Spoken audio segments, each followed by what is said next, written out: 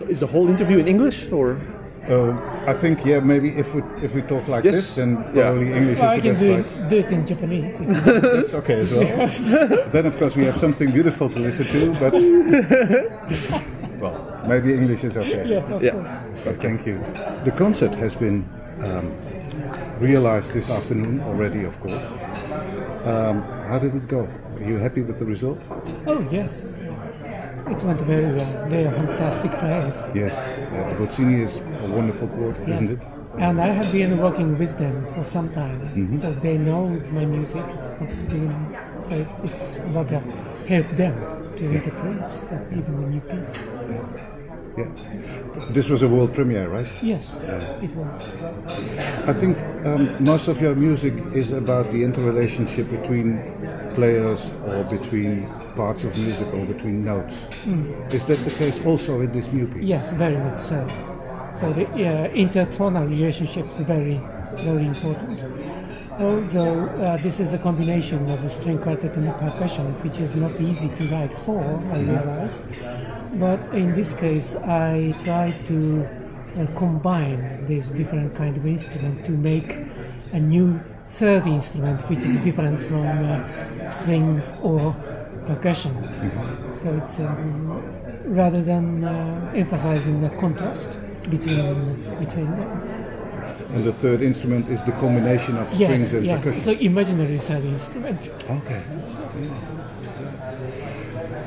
Maybe you can tell us something about the title, because I think Paramegnon means something like repeating words of the same root. Yeah, exactly. It's the term of classical rhetoric, and as you said, it's a repetition of different words with the same root.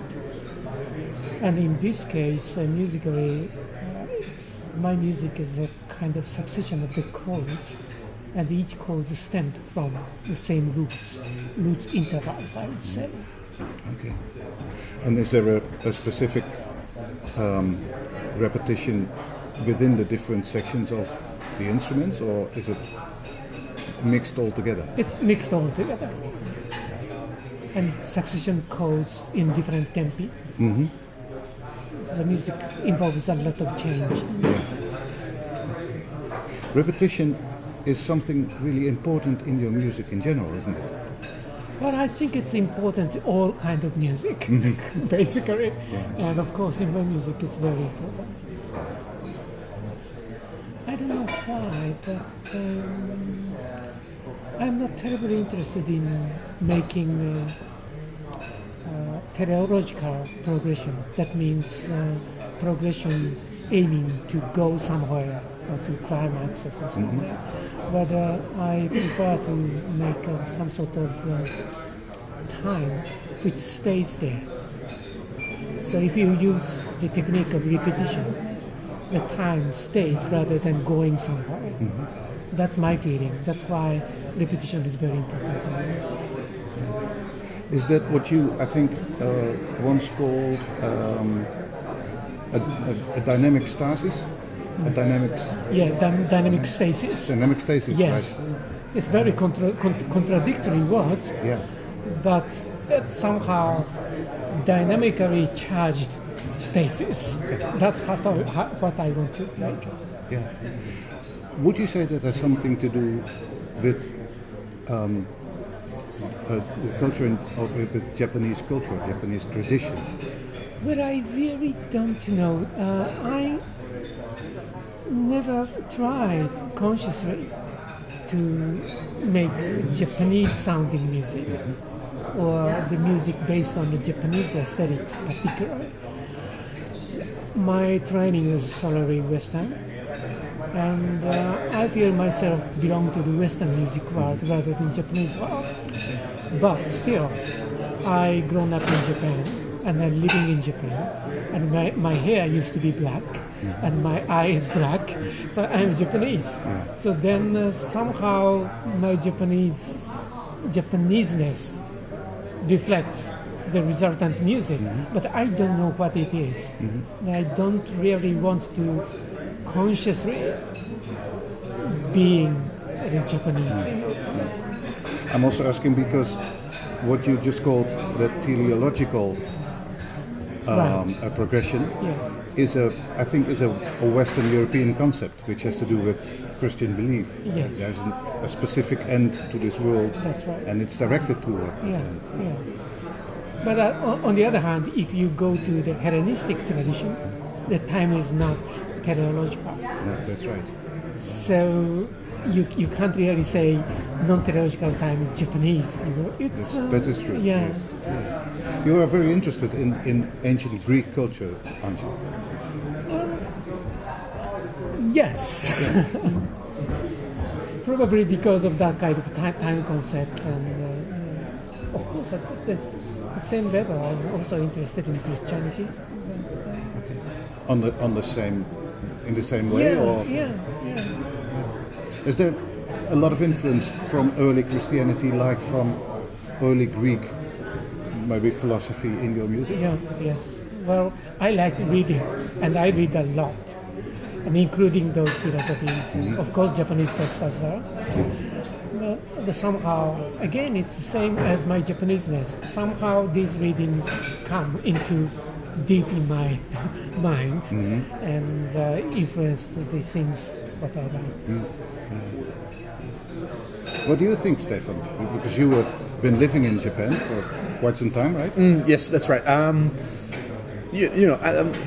After I moved to Japan, people started saying that my music sounded more Japanese or had some influence from Japan, and I never quite understood this because I think this more has to do with a preconception about Japanese music or Japanese culture in the Western mind, where they see like Japanese culture essentially like traditional instruments, traditional Japanese music.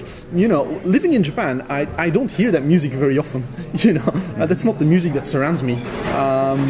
So I think people were trying to read something in my music which wasn't there, or which had nothing to do with Japan.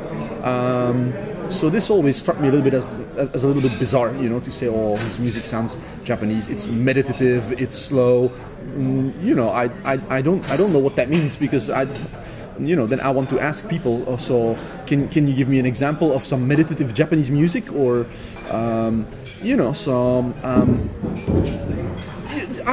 influenced by many other elements of living in Japan. So for example, the piece I wrote now is very Japanese in the sense that what I hear in the summer in Japan are cicadas in trees, for example, and this entered my music. So, but it's not something that that people can say, oh, the sound of cicadas in trees is Japanese, so the music is Japanese. It's just, I think you're influenced by whatever happens around you, but it's very dangerous to essentialize certain things, like slow music is Oriental, whereas fast music is Western. So I try to be very careful with that. That's also one of the reasons why I don't write for Japanese instruments. I noticed that certain Japanese instruments are very popular with Western composers, like for example the shaw, which sounds very beautiful and which I love too. But I would never write for that instrument. I would try to channel similar things, but do it with the instruments that I know and that I've grown up with, because it's very easy to make something sound superficially Japanese, but that I'm not interested in that. I live there, and as I said, I don't know what that means, Japanese music. And apart from the fact, but of course in Western Europe and maybe in the States as well, there is a conception of Oriental culture, and it was already there, I think, by the end of the 19th century, which I think Edward Said called Orientalism. So, which is a specific idea about how Japanese or Chinese culture is, what it's based on. But I think it's a projection, right? It's a projection. To be honest, if tonight also we had a new piece by Peter Adriaans, and So if Peter lived in Japan, people could say the ending of his piece is inspired by biwa sounds or something like that. Of course, people don't say that because he doesn't live there. So I think it's more a projection. So for me, it reminded me of that because I'm familiar with that. But it doesn't mean that he put it in the music. And I think it's same. Well, for me, just to speak for myself, people can read certain things into my music, but it doesn't mean I consciously put them there, or that it's just a very simple reflection of what people perceive as being Japanese culture. I think the piece which was played this afternoon, Hotel Palais, was inspired by a photograph, right? By a kind of a slideshow, a lecture which Robert Smithson, the American artist, gave in the early 1970s, somebody filmed it, so it also existed as a video, and it's just it's really wonderful because he in the slideshow he shows this dilapidated Mexican hotel which is undergoing a simultaneous process of destruction and of doing it up, but he's kind of poking fun at the typical architectural jargon of those days. So it's more like a performance. But I really love that lecture and that slideshow. And for me, if I give a piece a Japanese title, people think, so I've never been to Mexico. I've never been to that hotel. I don't know what things sound like, but there is more room for the imagination than because I can imagine. If I don't know something, it's easier to imagine. So if I know it, it's there's less room for the imagination. So yeah. Maybe this is where one of the topics which in this festival is recurring over and over again is the question of imagination in terms of is modern music, is contemporary music still strong enough to trigger the imagination of the people? Because what you see is that more and more composers and ensembles are using, for instance, video shows or theatrical elements in the music performances. Is that where our future lies, or do we still have a future on an oral basis, I think? That's a big question. I think these days people listen to music more on the internet or recorded media rather than going to the concert. And if you go to concert, the visual image of the performance itself becomes very important. It's articulate your oral image somehow. But if you listen to recorded music without any visual image, you can have more original image to interpret what music you listen to.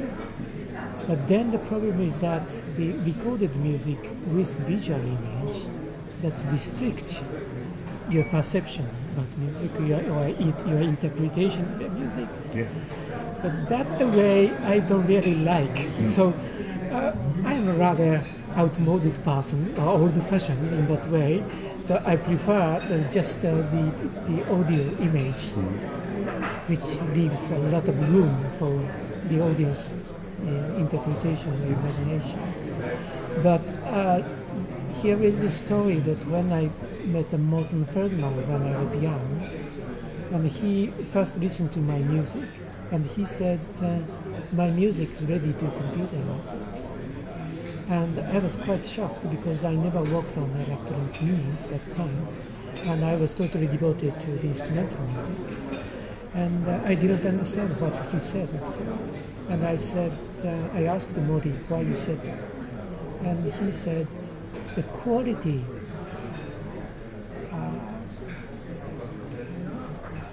taken granted in my composition is different from what he had. That means the way he learned music is listening to live performance. sneak into the backstage of the Carnegie Hall and listening to the great performance from Europe, and that's the way he observed music. But my generation listened to music more on LP rather than live performance. Yes. So more recorded music. So the note I like is somehow speaks from the speaker to Morty's ear. And now I have my teaching class of composition, and the young composers brings their pieces with me to me, and I see those notes are somehow taken granted. There's some, of course, it's a recorded music that more computer generated sound with some sort of image, visual image. I don't know what it is. And I find it's a very, very different world. And probably it is the way, if you like or not, it is the way the music going in the future. But I can't really follow in that direction because I grown up with that kind of perception of sound. Yes. I don't know how Stefan has a feeling about that kind of thing. I think our senses on a daily basis are so bombarded by all kinds of stimuli that there is something really gratifying about focusing on one particular sense. So I have a special interest in whiskeys, so there is something really enjoyable on focusing on taste and smell. So I don't drink whiskey and listen to music at the same time. Or I don't drink whiskey and write emails at the same time or anything like. I really enjoy focusing on that, and I think it's the same with music. So it's very difficult. Even in my daily life, it's very difficult to make room, even for half an hour or an hour, to just sit down and only listen to music, do nothing else except listen to music. So the concert hall is really a privileged place, I feel, where I can do that, or people can do that in general. And also, as a composer, I want to take complete responsibility for that dimension. So I don't know how to make videos and stuff like that. So my interest doesn't lie there. So it would be a little fake for me to add a visual dimension. So for example, this piece here, if I add some of those slides of Smithson, I don't see why, because first of all, it would detract from the music. And people can watch those slides, if they're interested somehow, because music connects with all kinds of things, so that's how we discover things about the world. So they can go home and they can look it up on the internet and do that. The famous Japanese film director Ozu once said, he said, people said to him, "Oh, your movies are always the same," and he said, "Well, I'm like a tofu maker. I make tofu. That's what I do." And for me,